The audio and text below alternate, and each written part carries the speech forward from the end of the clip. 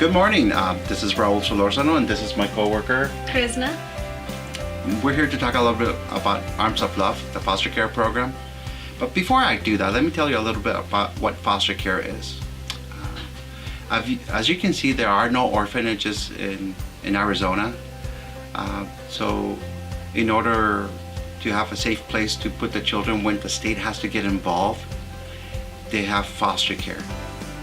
They found out that it's a better option to have the children in a home setting versus an orphanage or a group setting.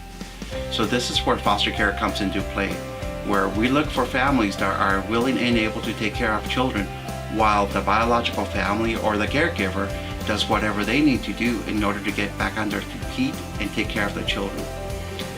Now, what is a little bit different about Arms of Love is that we're faith-based. We're a Christian organization, and we're actually looking for families that are willing to care for the children by praying for them, praying for their families. When you go to church, that you take them to church with you, that you model what it is to be a Christian and faithful follower of Christ, in hopes that this child will eventually see the love of God through you and might do a profession of faith and accept Christ into his life, with hopes that if he stays with you, well, he's already a Christian, and if he happens to go back home, he'll take that seat with them, and those around him will also be get to know a little bit about God and see what God has been doing in his life or her life. So that's what we do a little bit different, that we are looking for in trying to partner with families, again, that are willing to take this as a ministry, not just as to help the state, but as a ministry, as a calling from God, that you really want to get in there and do what God is doing, this tremendous job with children, to helping them live a healthy life, which includes their spiritual life as well. The whole process, everybody has to go through this. Is you got to take some classes. Your home has to pass an inspection by the state. We do a background check. In a home setting, you submit it, and then the state decides whether you are to be licensed or not. Every family that wants to do this, regardless of where you go, has to go through this process. This is to make sure that wherever a child is placed, it's a safe home. Yes, you will lose some of your privacy, but it's for a reason.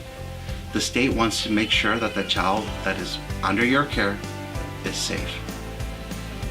Pastor Bob mentioned earlier about some of our statistics of the numbers that we have here just in Arms of Love in Yuma. The reason we always have a need for foster parents is because we never know what child is going to come into care or for what reason. And the more families that we do have, the better we can pair this child with a family. We're always trying to put a child in the most suitable home. For instance, if you're a Spanish-speaking primarily and we have a Spanish-speaking child, then we place that child with you. If you're a family that has had boys and you want to care for only boys because you feel comfortable just caring for boys, then we'll call you when we get a boy that is suitable to your family. This will increase the opportunity for this child to feel safer and more comfortable, and also to put you in a spot where you are comfortable working with. Our intentions is to make you guys succeed, not to put you in a situation where it will cause a hardship. The biggest need that we have right now is for caring for teenagers. There's a lot of these teenagers that are out of homes, and we just simply don't have the homes for them to place them. That's where you can come in.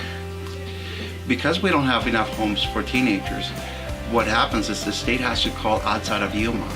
So we have several children placed in the Phoenix and Tucson area, or even up north.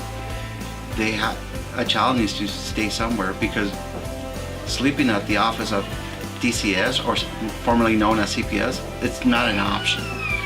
So again, just because we have about 30 children right now within our agency and about 25 families, doesn't mean we're doing okay. We still need more options for those children. Again, the more families we do have, the better we're off giving options to the state so they can place any child that comes into the system. And most of all, I want to say thank you for showing some interest and just sitting down and hearing us talk. And if you have any interest or want to know more about foster care, please contact me, Raul Solorzano, or Krishna Piña. at ABCS. Thank you and God bless. Thank you.